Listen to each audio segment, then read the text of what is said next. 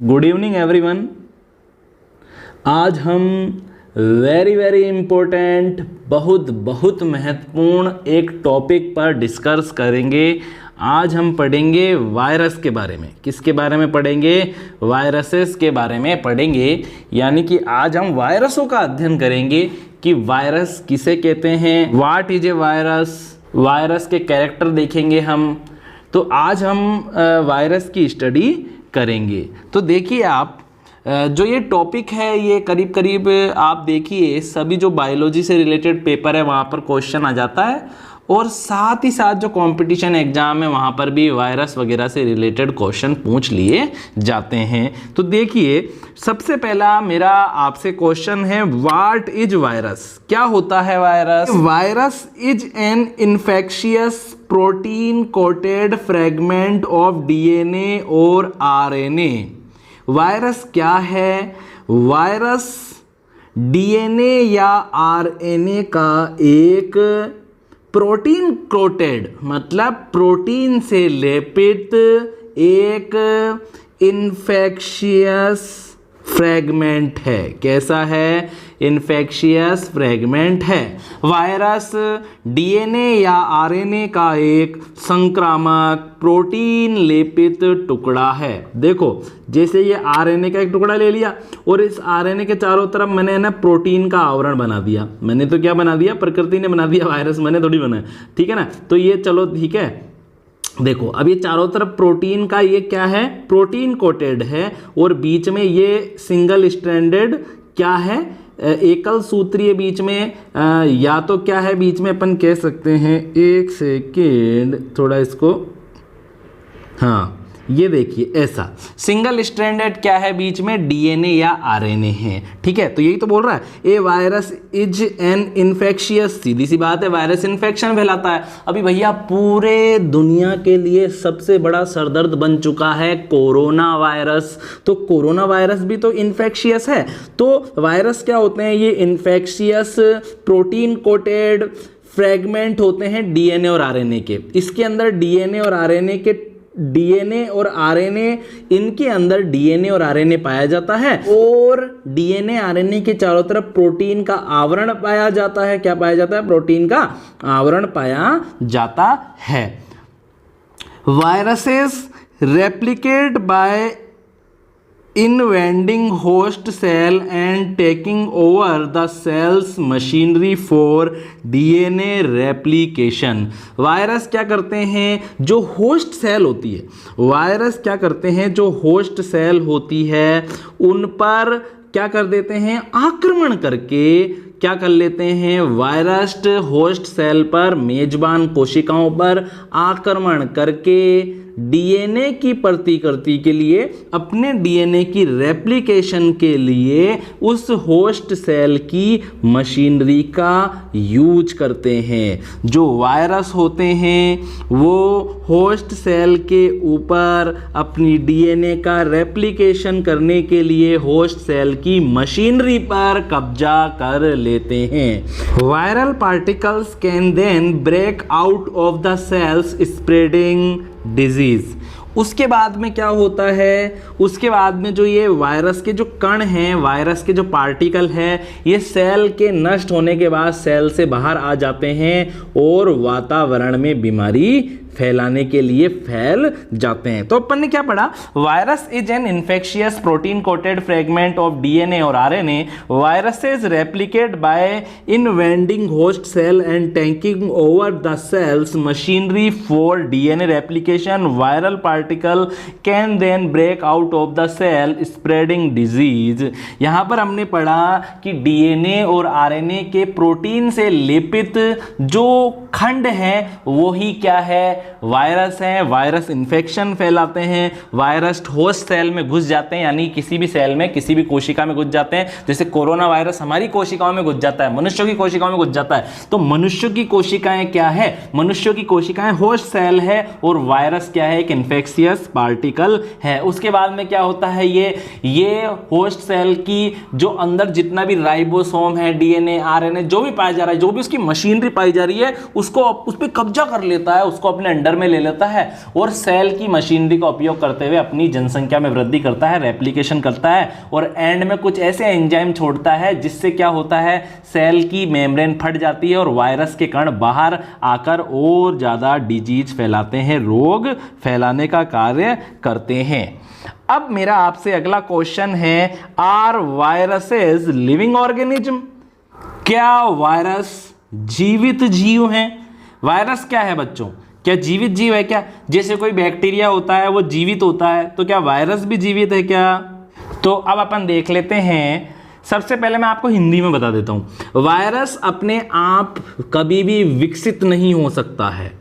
Corona virus है, अगर वो किसी लोहे की अलमारी पर चिपका हुआ है या किसी पत्थर पर चिपका हुआ है, तो अगर वो कोरोना वायरस वहाँ पे 10 दिन भी पड़ा रहा, 20 दिन भी पड़ा रहा, 1 महीना भी पड़ा रहा ना, तो कभी भी उसकी जनसंख्या में वृद्धि नहीं होगी और रेप्लिकेशन नहीं कर पाएगा। एक वायरस है तो एक ही रहेगा, 4 है तो 4 ही रहेगा और ये जरूर हो सकता है कि नष्ट भी हो जाए, ठीक है। लेकिन जैसे ही कोई वहाँ पे उस पत्थर को छू लेगा या कोई सेल आ जाएगी वहाँ पर, तो वो वायरस उस सेल पर अटैक करेगा और सेल में घुस जाएगा और होस्ट सेल कहलाएगी वो। उस सेल में घुसकर उसकी मशीनरी पर कब्जा कर लेगा और अपनी जनसंख्या में क्या करेगा, वृद्धि करेगा। तो वायरस अपने आप ही विकसित नहीं हो सकते हैं, वो अपनी प्रतिकृति अपने आप नहीं बना सकते हैं और जो उनकी जो होस्ट सेल होती है, जो उनके लिए जो मेजबान जो कोशिकाएं होती है, जो उनके लिए लिविंग होस्ट सेल होती है, उसके बाहर क्या रहते हैं, ये इनर्ट रहते हैं, निष्क्रिय रहते हैं। लेकिन जैसे ही जब ये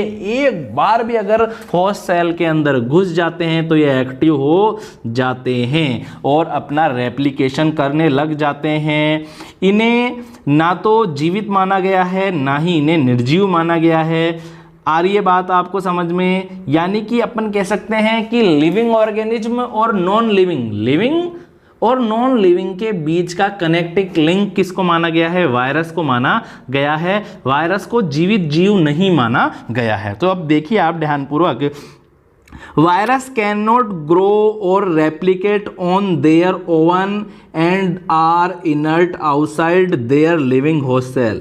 जो वायरस होते हैं वो अपने आप ही विकसित नहीं हो सकते हैं तथा अपनी होस्ट सेल के बाहर क्या रहते हैं, यह इनर्ट रहते हैं, अपन बोल सकते हैं निष्क्रिय बने रहते हैं।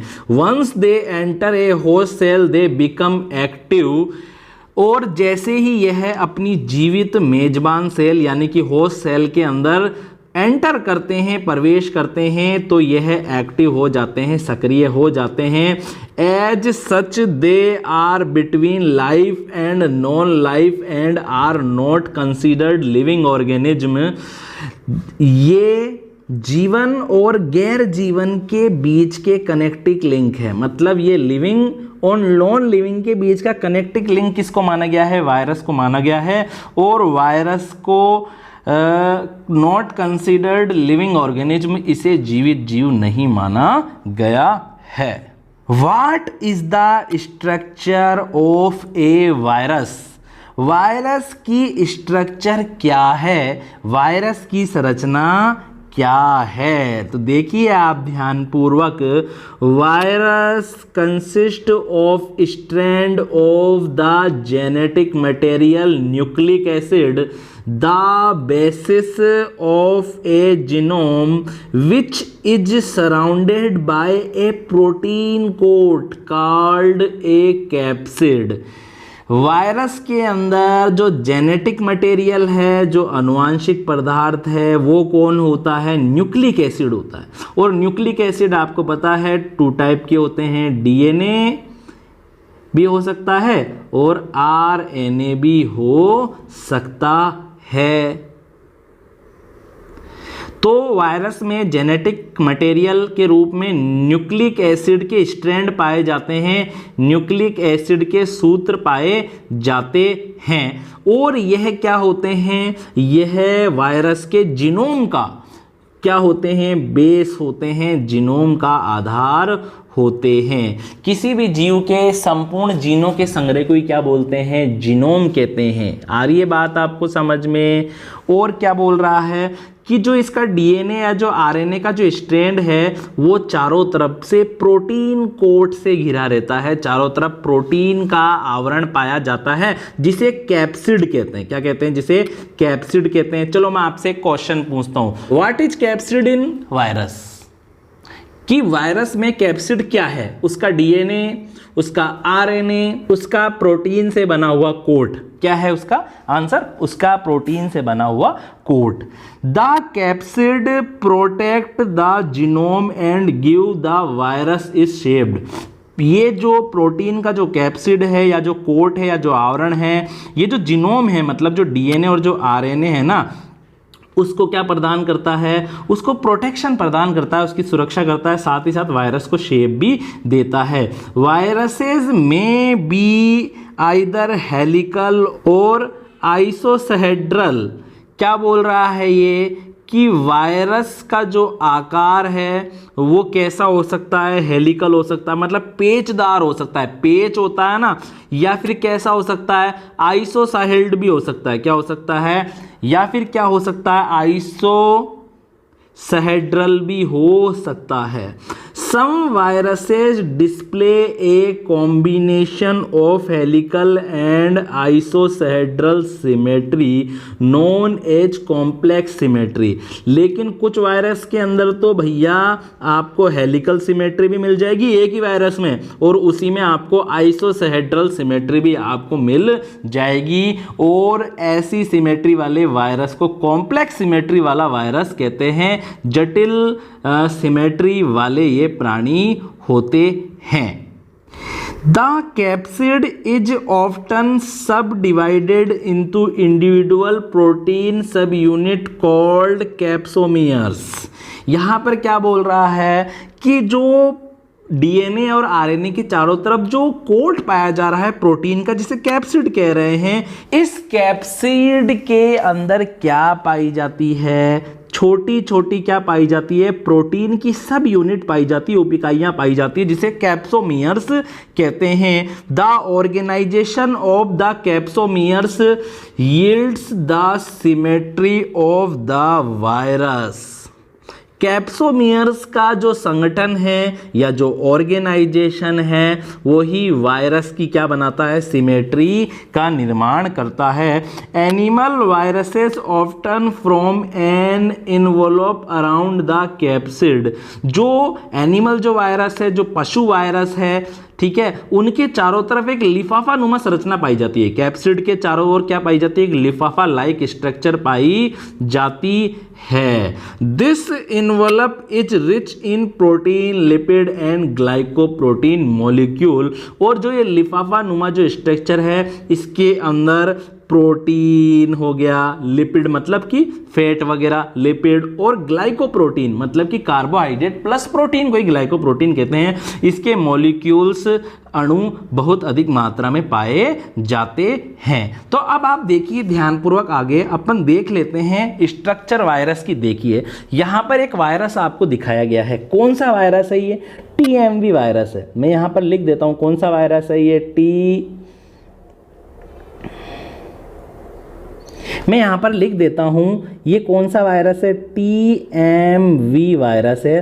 तंबाकू mosaic virus, tobacco mosaic virus. ये वायरस क्या करता है? ये एक प्लांट वायरस है। क्या है? ये एक प्लांट वायरस है। कैसा वायरस है? ये एक प्लांट वायरस है। ये जो तंबाकू का जो पौधा है, ठीक है ना, उसकी पत्तियों को पीला पीला कर देता है, उसकी पत्तियों को सुखा देता है, खराब कर देता है, तो जिससे उत्पादन कम होता है। अब इसके अंदर देखिए, अपन ने क्या बोला था? वायरस के अंदर क्या होता है? डीएनए आरएनए का स्ट्रैंड पाया जाता है। ज्यादातर जो प्लांट वायरस होते हैं ना बच्चों, वो आरएनए वायरस होते हैं। कैसे होते हैं? आरएनए वायरस होते हैं। कैसे होते हैं? वो आरएनए वायरस होते हैं। अब इसमें आप देखिए बीच में क्या पाया जा रहा है? आरएनए पाया जा रहा है, आरएनए का स्ट्रैंड पाया जा रहा है, क्योंकि प्लांट वायरस है तो इसमें जेनेटिक मटेरियल आरएनए पाया जाएगा। और चारों तरफ क्या पाया जा रहा है? चारों तरफ प्रोटीन का क्या पाया जा रहा है? कोट पाया जा रहा है। और ये प्रोटीन का जो कोट है इसको कैप्सिड बोलते हैं। क्या बोलते हैं? कैप्सिड बोलते हैं। क्या बोलते हैं? इसे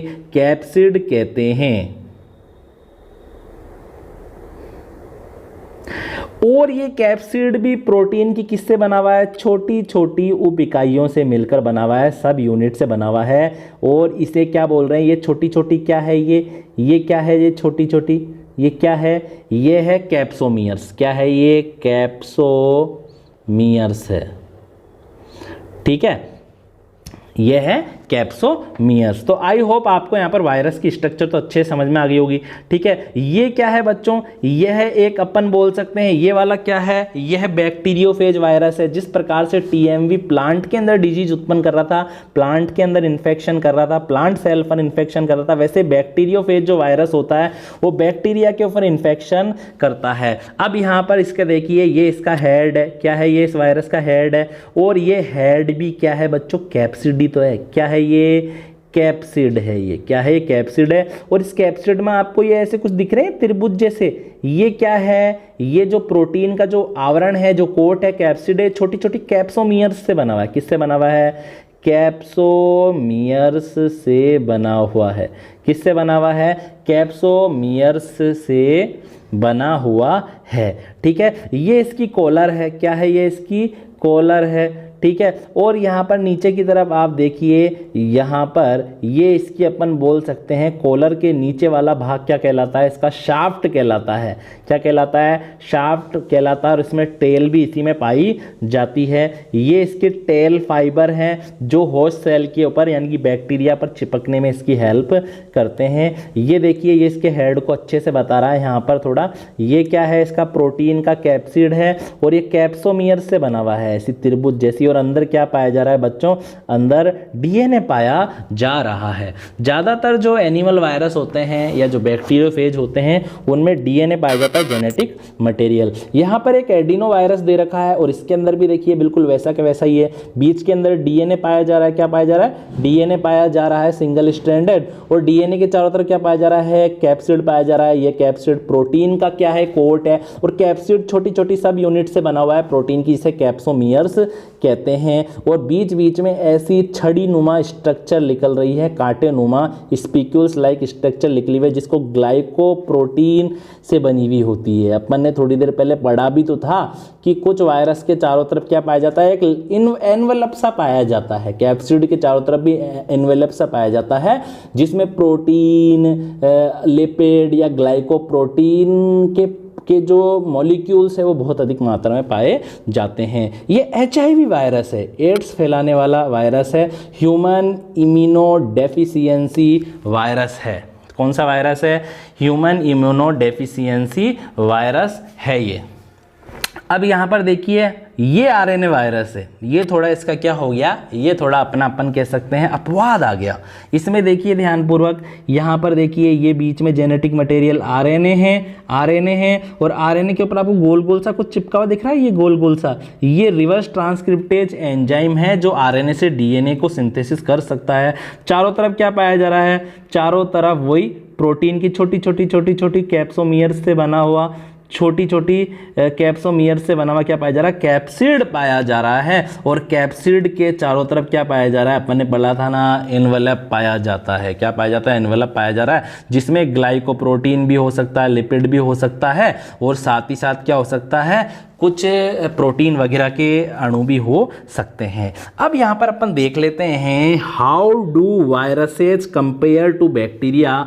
हम वायरस कि किस प्रकार से किसी जीवाणु से तुलना कर सकते हैं। क्या हम वायरस की जीवाणु से तुलना कर सकते हैं? तो अपन अब बैक्टीरिया और वायरस में कंपेयर करके देखते हैं। तो यहाँ पर आप देखिए, कैरेक्टरिस्टिक्स है, लक्षण है। बैक्टीरिया के लक्षण हो जाएंगे, वायरस के लक्षण हो जाएंगे। आप देखिए, able to pass through bacteriological filters. तो बैक्टीरिया तो इन फिल्टर्स के आर पार नहीं पास हो सकता है, आर पार नहीं जा सकता है, लेकिन वायरस जा सकता है। देखो, आप देखेंगे आजकल तरह तरह के एक्वागार्ड वगैरह आते हैं कि ये एक्वागार्ड लीजिए, आ रही है बात आपको समझ में? वो एक्वागार्ड लीजिए, ये बैक्टीरिया को फिल्टर कर देता। तो क्या लगा हुआ उसमें? जैसे आप चाय को छानने के लिए चलनी काम में लेते हो, आ रही है बात आपको समझ में? वैसे ही इन जो ये वाटर प्यूरीफायर आते हैं महंगे महंगे अच्छे अच्छे, इनके अंदर भी चलनी लगी रहती है और उसके अंदर कुछ बैक्टीरियोलॉजिकल फिल्टर्स भी लगे रहते हैं जो बैक्टीरिया तक को फिल्टर कर सकते हैं, जबकि बैक्टीरिया कितने बारीक होते हैं जो हमें आंखों से नहीं माइक्रोस्कोप से ही दिखाई देते हैं। लेकिन बच्चों क्या होता है, अगर पानी में वायरस मिला हुआ होगा ना, तो जो वो आरओ है ना या जो वाटर प्यूरिफायर है उस वायरस को फिल्टर नहीं कर पाएगा, क्योंकि वायरस बहुत ही ज़्यादा बारीक है। वायरस इतने ज़्यादा छोटे होते हैं कि उसे हम जो माइक्रोस्कोप मिलते हैं ना आपकी कॉलेज में हॉस्पिटल में, उससे तो आप देख ही नहीं सकते। वायरस को केवल आप इलेक्ट्रॉन माइक्रोस्कोप से देख सकते हैं, इतना छोटा होता है। मतलब बैक्टीरिया से भी लाखों गुना छोटा होता है। ठीक है, able to pass through bacteriological filter, तो सीधी सी बात है वायरस बहुत ही बारीक है, तो ये जो जीवाणुविक जो फिल्टर है, बैक्टीरियोलॉजिकल जो फिल्टर है, उसके आर पार चल जाता है, लेकिन बैक्टीरिया नहीं जा सकता है। कंटेन ए प्लाज्मा मेम्ब्रेन, सीधी सी बात है बैक्टीरिया क्या है, बैक्टीरिया एक सेल ही तो है, तो सेल के अंदर क्या पाई जाती है, प्लाज्मा मेम्ब्रेन पाई जाती है। लेकिन वायरस कोई सेल नहीं है, ना ही वायरस कोई लिविंग ऑर्गेनिज्म है। ये तो क्या है, लिविंग और नॉन लिविंग के बीच में क्या है, कनेक्टिक लिंक है, तो इसके अंदर सेल मेम्ब्रेन नहीं पाई जाएगी। और देखो सेल के अंदर राइबोसोम पाए जाते हैं, सीधी सी बात है राइबोसोम पाए जाते हैं, लेकिन वायरस में कोई भी राइबोसोम नहीं पाए जाते हैं। बल्कि ये तो क्या करता है, ये तो किसी होस्ट सेल में घुस जाता है और उसके राइबोसोम का उपयोग करते हुए क्या कर लेता है, अपनी जनसंख्या में वृद्धि कर लेता है। और देखिए अपन कैरेक्टरिस्टिक्स देख लेते हैं बैक्टीरिया और वायरस के। देखिए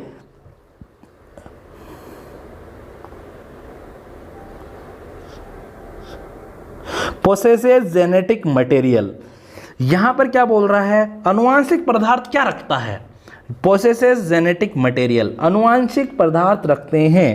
पोसेसेस मतलब धारण करना या रखना, तो genetic material, bacteria genetic material रखता है। हाँ भाई, बैक्टीरिया के अंदर डीएनए पाया जाता है और वायरस के अंदर भी क्या पाया जाता है, डीएनए आरएनए पाया जाता है। तो दोनों क्या इक्वल है इस मामले में, दोनों के अंदर ही क्या पाया जा रहा है, जेनेटिक मटेरियल पाया जाता है। Requires a living host to multiply, bacteria को अपना मल्टीप्लीकेशन करने के लिए कोई होस्ट सेल की आवश्यकता नहीं होती है।